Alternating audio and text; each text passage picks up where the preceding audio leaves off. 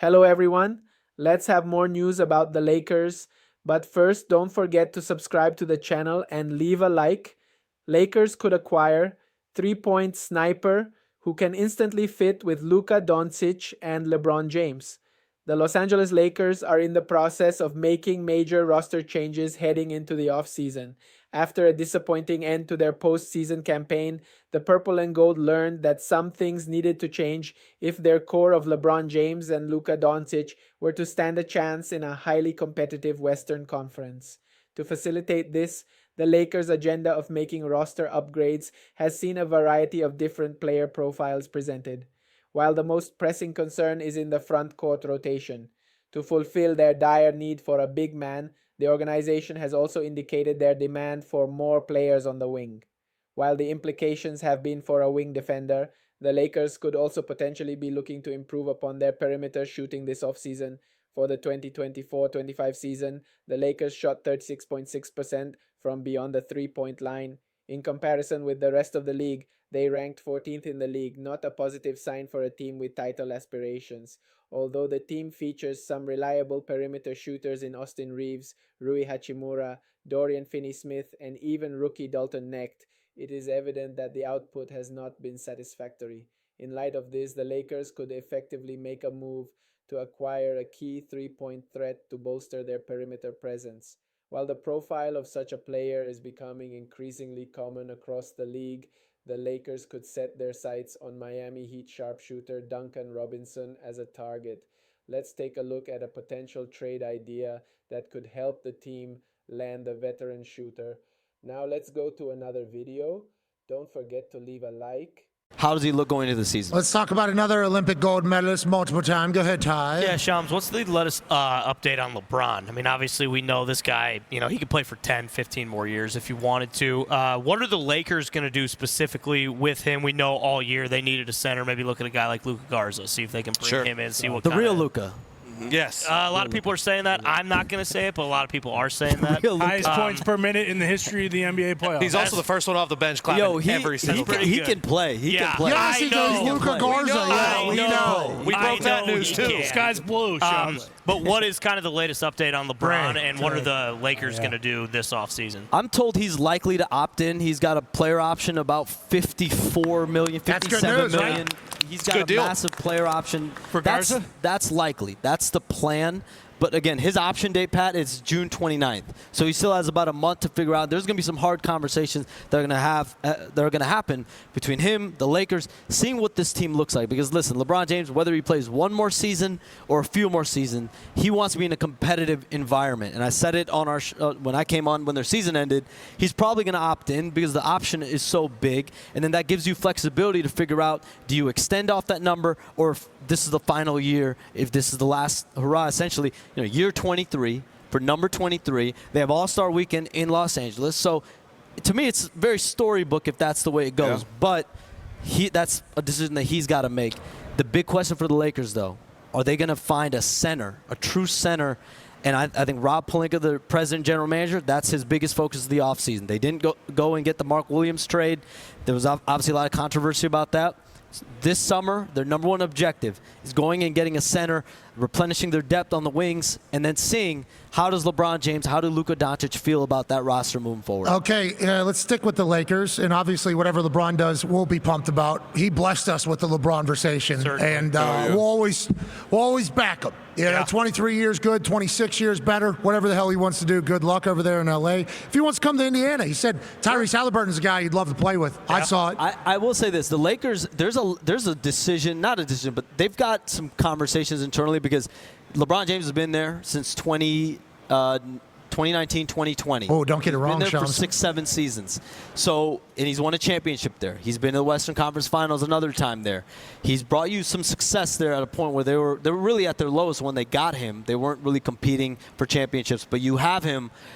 You do right and try to restructure the team, try to involve him in your decision-making, but then you also have this player, Luka Doncic. On that note, Tone has a question for you. That's going to be the face of your franchise. How do you handle? That's going to be a big challenge for them. Yeah, let's talk about on the court, but off the court too, massive conversations. I don't know if you saw Luka this weekend. He was looking fit thin, AF. Yeah, and I'm not saying he doesn't normally, but your Wegovy's, your Manjaros, your Ozempic, your semaglutides, is that on the NBA banned substance list, or is this is just hard work from Luka? And why is it just talked about so much? You know what? I actually looked into the Ozempic thing about a couple of years ago. I was told I don't think it is. So if that's wrong, I'm gonna have to go back and look this up. But it wasn't then. You know, Zion looks in amazing shape. Yeah, we see Luka Doncic, but this is off season, right? So these guys clearly they're putting the work in. I saw the pictures of Luka Doncic. I have not seen him, so I can't. You're thinking it was angles? I did see Zion Williamson. The fact he's wearing a white T-shirt in public would tell me he doesn't think he has a gut. I did see Zion Williamson at the draft lottery, and he looks slender. He looks amazing as well. Zion? Whatever. Maybe he should come to Indiana. Whatever they're doing in abroad in Slovenia, wherever Luka Doncic is right now, clearly he's putting in the work. But I think that was part of the big conversation with J.J. Redick, and you have Luka Doncic, their relationship. J.J. Redick's the type of coach that can tell Luka Doncic, like, listen, we need you to be in the best possible shape. To not be fat. We need everyone on this roster to be in the best possible shape. J.J. Redick said it after the season. We were not the best conditioned we could be. Now, whether that's something toward Luka, whether that's something toward 4 or 5 other players on the team, but clearly it was something he wanted to get across. I'm sure he's gotten that across. Well, Nico said, yeah, me and nutritionist said this guy's never going to learn. So it'd be nice if Luka came back absolutely ripped and jacked. A guy like Luka Doncic, 5 All-NBA teams every single year, All-Star every single year. He's one of the best players in the world. You don't get to that stage without putting in a ton of work. You don't get to that stage without working on your body. You don't get to that stage besides all that. I will say, like Zion Williamson, when there's those calf injuries, anything lower body, it does impact how you condition. So hopefully Luka Doncic, the big thing for him is staying healthy on the floor. Yeah, good luck, Luka. We're pulling for you, Luka. Food is healthier over there, too. Yeah, because they don't have all the dyes and stuff. Yeah, they're not trying to kill them. Every once in a while, a video will pop up on my algo, and I'll say, what have I been eating? That's like whenever you learn about a company that you use through another company's commercial. Yeah. Like, hey, we're not like insert name of other banks and do all this stuff to you. We don't do that. I'm like, is my bank doing that? I need to have a conversation. That's kind of what happens here in this situation. Yeah, without doubt. Not to mention all the artificial sweeteners we got over here. You know, they're not dealing with that over there. They're just smoking cigarettes from the time they're. Yeah, he's smoking hookah straight up. Exactly. Which helps. Exactly. No filters. Yeah, and I love that. Good for them. And Luka's earned the right to enjoy his life. Yeah. And if he feels like he's in the best shape he could possibly be, good for him. We're here in Indianapolis, Indiana for Game 4 tonight of the Eastern Conference Finals. Hell yeah. This is a really cool part of town. We're kind of nestled downtown here. People fill in the steps. We got people up here. We got a beautiful mural. It's gorgeous. I've never really hung out here, to be clear. No. Never really seen this area. Whenever they offered this space up for the show, I said, I don't know what you're talking about. Then they sent photos. Look at the arch here. I don't know. That's art of some sort. Oh, yeah. That's some sort Bigger of than the art. St. Louis How long's that been Yeah. here? I think it's just been a couple years, bro. Gateway to the West. They They call made it. this whole entire thing 2 summers ago, I think. Yeah, it's beautiful. It's Indiana's a wonderful. soft place in my heart. This is where I first started covering games. Here in Milwaukee, the Bulls, I was not able to cover games with the Bulls. I was a college kid, high school kid. They didn't want to credential me. Find people here.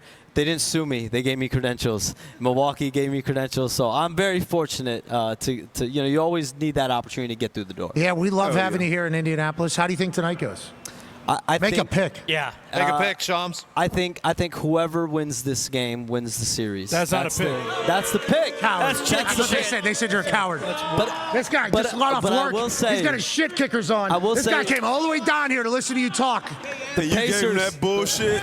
the Pacers have not lost. Contract. I'm Trevor Lane, and this is the LakersNation.com YouTube channel. Make sure you subscribe right here and turn on those notifications. Going to be a busy, busy summer for your Los Angeles Lakers. All right, so LeBron James has a player option for $52.6 million for next season. He could opt out of that and leave and sign somewhere else in free agency. He could opt into that. He could opt out of that and sign a new deal with the Lakers. He could also take less money if he wanted to. He could opt out and sign a cheaper deal, which could open up a mid-level exception and biannual exception for the Los Angeles Lakers if LeBron was willing to take a pay cut. In fact, I've got a video coming out in a few days all about what if we wind up going down that road, what could that actually open up for the Lakers. But according to Shams Charania on the Pat McAfee show, LeBron James is likely to opt in to his $52.6 million player option. Now, this is critical because, number one, LeBron could opt out and get a bigger contract, but he's not going to do that. Sounds like he's just going to opt into the $52.6 million. First and foremost, what this means for the Lakers is that LeBron James will be continuing his career. Assuming he opts in, that means LeBron James is going to play another season and he is not retiring. Now, maybe that's not unexpected. I think most assume that he will continue playing. Was still one of the best players in the NBA, second team All-NBA this year, was sixth in MVP voting despite being 40 years old. Absolutely incredible stuff from LeBron James. He'll be turning 41 next season, and questions continue to mount about just how much longer he's going to play. Well, picking up that $52.6 million option would tell you he's playing at least one more year. And I think that is a good thing for the Lakers. I know there's people out there that say, well, no. They need to move on from LeBron, build the team fully around Luka, and do that. But as I've gone over many times, losing LeBron James, LeBron not picking up his option and just walking away in free agency, or say retiring, would not open up any additional spending power for the Lakers, or at least any significant spending power for the Los Angeles Lakers. If you were to walk away, you're probably looking at like 14-ish million, 15, 16 million, somewhere in there that the Lakers would actually have to spend in free agency because they're so far over the cap already. So no, LeBron walking away would not mean the Lakers would suddenly get $52.6 million to go spend out there on the market. But LeBron opting in to $52.6 million isn't all good. I do think it is a positive thing overall for the Lakers, assuming LeBron opts in. Again, he could opt out and get a little bit more money. So this could give them a little bit of flexibility. And the fact that he's going to be playing next season, I think that it would be a good thing as well for the Lakers. I don't see a legitimate path for the Lakers to lose LeBron James this summer and get better. Now, next summer, I think you could make a legitimate argument because right now, and we'll see how things look after this summer, but next summer, as things are structured currently, the Lakers actually have a lot of flexibility. You've got a lot of contracts coming off the books. Rui Hachimura, Dorian Finney-Smith, maybe. Again, he could pick up a player option, maybe get a new deal from the Lakers this summer. That could certainly change. Austin Reeves is expected to opt out of that player option. We'll see where that goes. The Lakers will offer him an extension this summer, though he's not expected to pick that up. Maxi Kleba, Gabe Vincent, these guys will be off the books. Some of these salaries, Shake Milton will be gone by then. I think he's going to be gone this summer. They'll probably just waive him.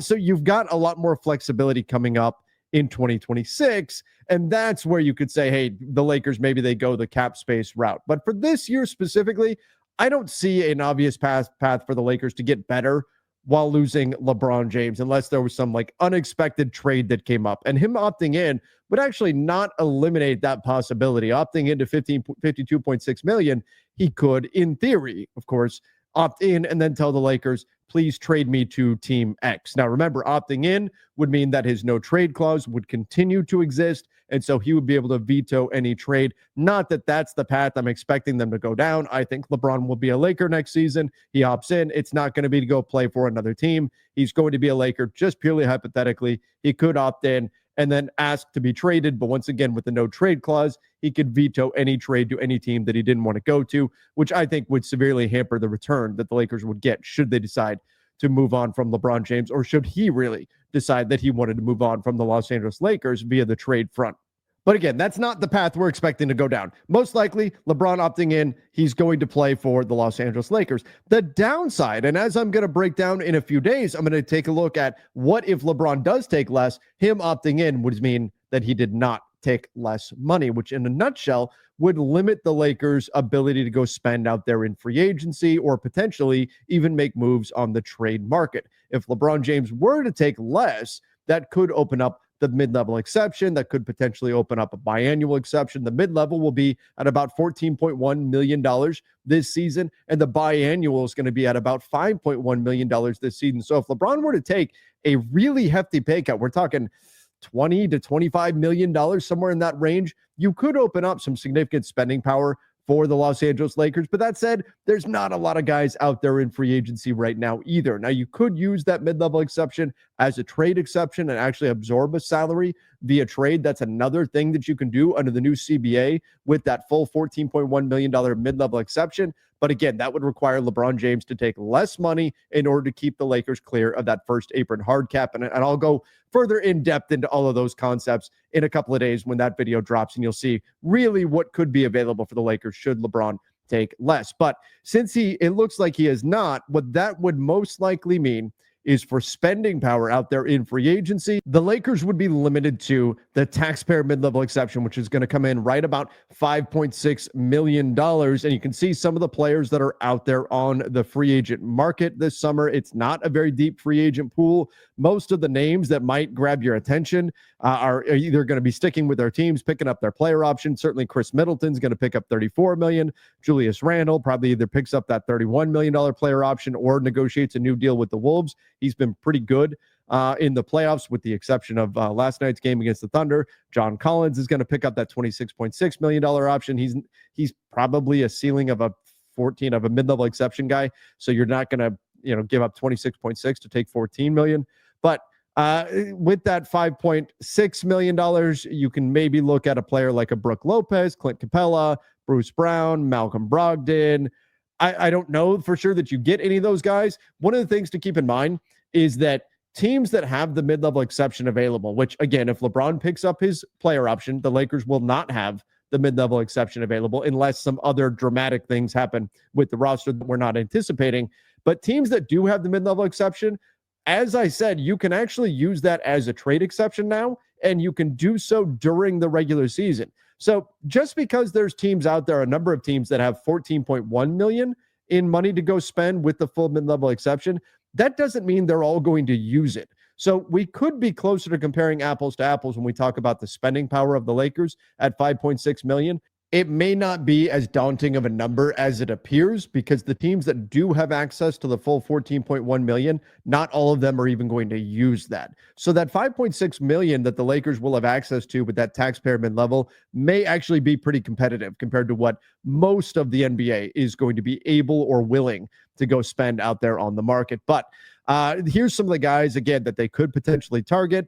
Some of these guys might get full mid-level exception deals, but there's some other guys, our old friend Dennis Schroeder, Steven Adams, Bobby Portis probably just picks up that player option unless somebody gives him a full MLE. Matisse Thybulle probably picks up that option at 11.6 million. A guy I like a lot, DeAnthony Melton, is out there. Could he be had for one of those numbers? Al Horford, probably going to leave the Boston Celtics because they're going to be trying to shed salary and turn around their team. Particularly with Jason Tatum out, unfortunately, for most of next season. Gary Payton II is a defensive guard that's out there. Gary Trent Jr., maybe somebody the Lakers could look at as well, somebody they've had interest in the past.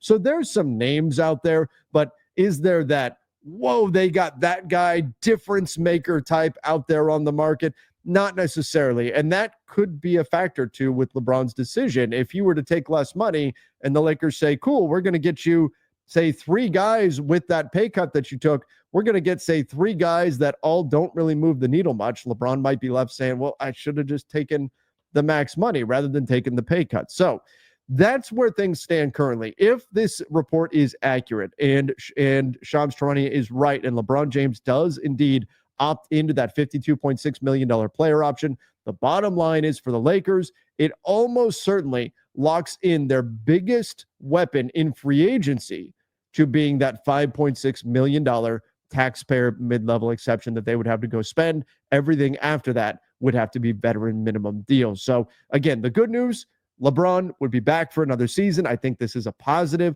for the Los Angeles Lakers. Certainly financially, revenue-wise, it is absolutely a positive, but I believe it's a positive on the floor as well. And then the downside being that it would not open up the additional spending power that a LeBron pay cut would have offered. And once again, be on the lookout for that video that I'm going to drop in a few days on exactly what they really could do if LeBron does take less and what possibilities could be out there. But for right now, it seems like the likeliest scenario is LeBron James picking up that player option and returning to the Los Angeles Lakers next season. Lakers Nation, give me your Lakers Canal 1-1 Parte 2. Following their first-round elimination from the playoffs, the Miami Heat are expected to be busy in the offseason. Pat Riley is likely going to make multiple moves to improve the current team. However, the Heat could also look to move on from some of the current roster. As such, it's likely we see some outgoings as well as some incoming. In a recent episode of his Buha's Block podcast, The Athletic's Jovan Buha noted that Andrew Wiggins could be a strong addition for the Los Angeles Lakers.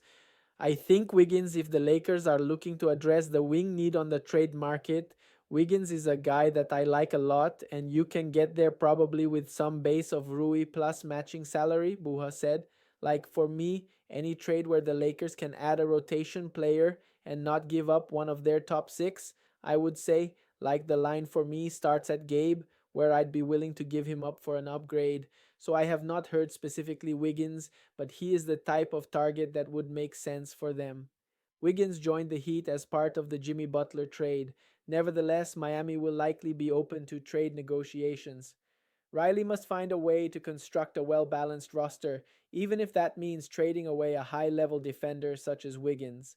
While Wiggins could emerge as a trade target for the Lakers or other contending teams, the Heat may be looking to add a veteran ball handler. The point guard position has been problematic for Miami, dating back to 2021 when Goran Dragic left the franchise. Bailey Bassett of Clutch Points has cited Russell Westbrook as a potential target for the Heat once he becomes available. Nobody would question Westbrook's hustle, work ethic, or competitiveness, Bassett wrote. And you, fan, what do you think about Andrew Wiggins' situation? Leave your opinion in the comments.